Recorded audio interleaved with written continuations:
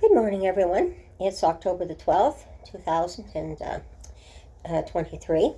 I promised and I've told you that I have a lot more to say on the bullying issues as well.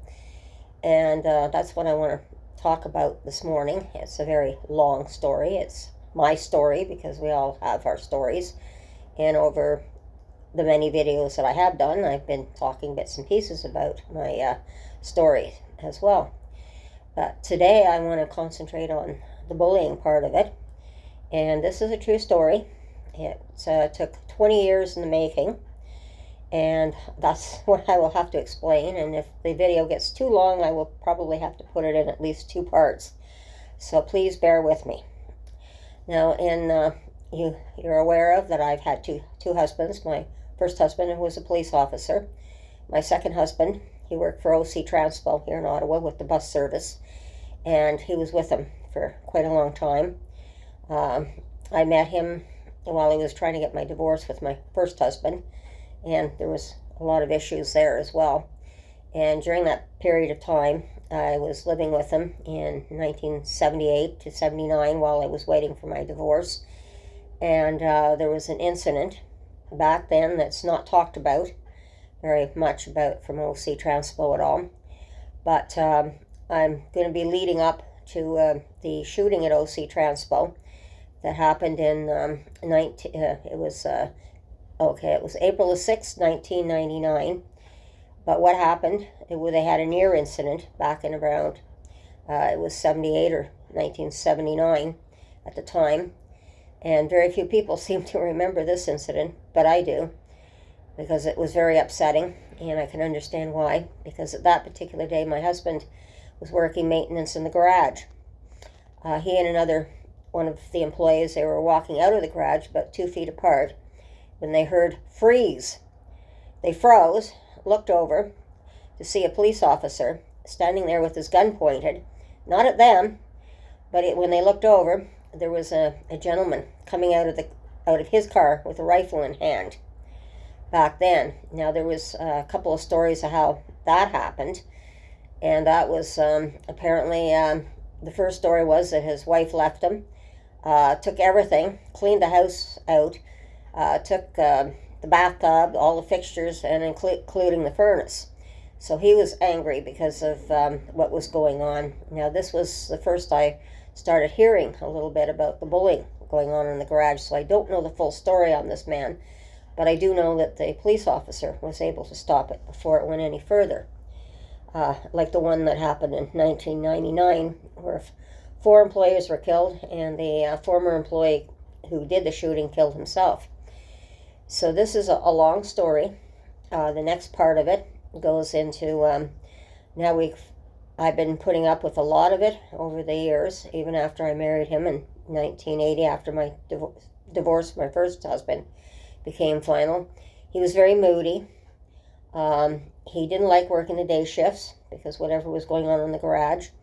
He'd be working night shifts. He hated the night shifts because he was still apparently getting bullied, but I wasn't fully realizing just to the extent of the bullying at that time.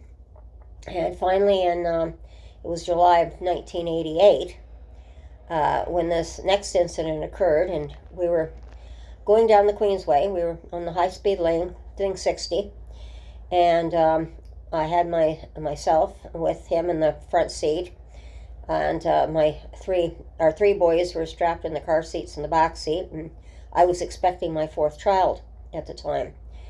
And we had a nice, pleasant conversation. We just ended the conversation. About 2 minutes later, he burst out, and he was swearing all over the place, and then he named the foreman by name, and then he said, "I'm not going to do it. You can't force me to do it.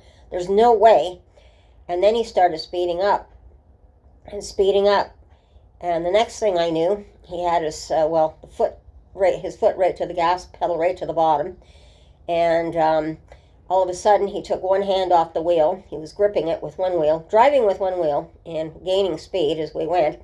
And he started punching me in the arm at the side. So he's got one hand on the steering wheel here, and he's got the other hand. He's punching me with the other hand. And, of course, I can't do anything. I'm in the passenger seat.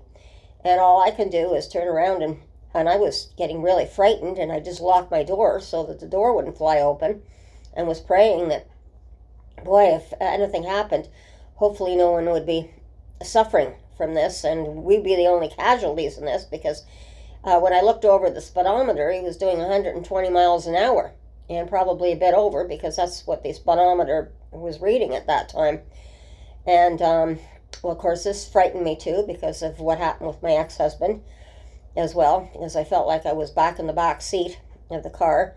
But prior to that, and when the gambler at the time would force me to take marijuana cakes with hash mixed in it, and of course I'd be stoned in the back seat, and we lived out in the country, and they would take dead man's turn. For some reason, when everybody was stoned, they'd go and take dead man's curve as fast as they could, and it felt like the whole car was going to shake apart. So I felt like I'm back with my first husband in one way, and I'm in the car, and I'm with my family now, and not knowing what's going to happen. And he finally slowed down and got himself together, had no idea what the outburst was, or had no idea what was going on, other than, I know I wasn't trying to force him to do anything. It seemed to be definitely his foreman was named in this. And so he slowed down. I was frightened. We got home. The next day he came back, and he turned around. He said, I went right after that foreman.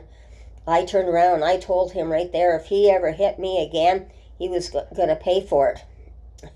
And so everything was left like that. But then in 1988, we had a lot of things going on with our family. That was when I mentioned to the other young man who had been raped just in one of my previous videos here, that my boys had been molested. So we were going through a lot of turmoil at the time as well. So everything was kind of coming to a boil at that time. But then it settled down again to 1996 when he got injured. And this I've talked to you a bit about in the previous video, where he got addicted, where I'm talking about being addicted to prescription drugs. And which was, he got addicted to the Percocet, of course, and the Oxycontin. And so this was really bad. The anger was even worse, because right then his mother also died of cancer, so this didn't help any. And he was furious because he couldn't carry the casket of his mother, and the anger that was going on with OC Transpo. And what had happened to him was, of course, he was changing the bus tires. And at that time, if you remember, all the tires that were flying off the transport trucks and that were hitting the cars on the highway, they had 5 people went in to get their tire license. There were 4 out of 5 got it. He was one of them.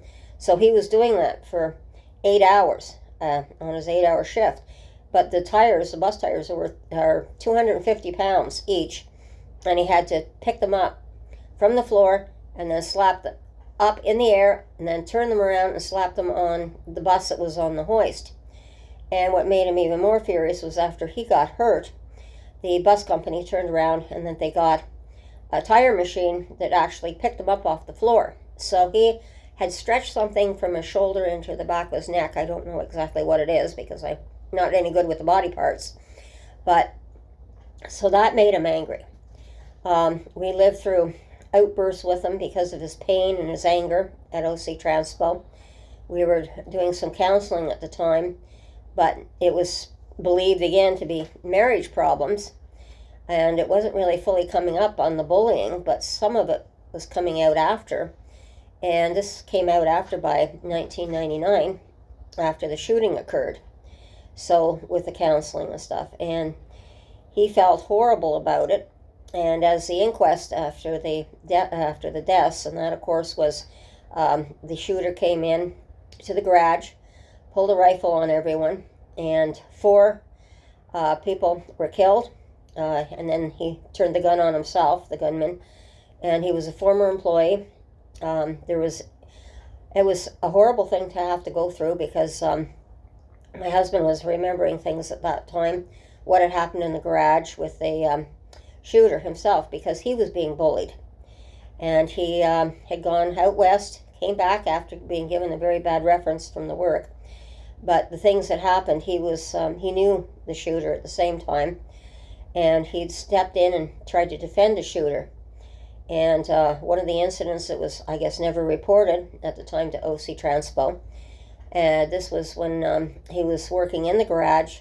At the time he was working, he heard an incident going on the bus, some shouting. Went on the bus, and one of the employers was making fun of the a shooter, as a former employee, over his stuttering. So my husband told him basically to lay off, and then it erupted into some kind of a fist fight, and the bus window was broken. And of course that was never reported. And it was a new foreman at the same time, and they just shook hands and tried to make up. But that didn't help, because that's what happened, was the bullying. And this is why I'm trying to express what happened and what he'd seen. Now, and just prior to that, what had happened was, of course, all of a sudden the city and everyone was coming out with the zero tolerance to violence in the workplace or anywhere. And so it was like, okay, before midnight you got away with things, and then right after midnight you couldn't get away with anything anymore. But it was still going on. So I'm going to just leave this video here at the moment, and then I'm going to continue with part 2 on it. So if you can just bear with me, I will be back in a short. Take care.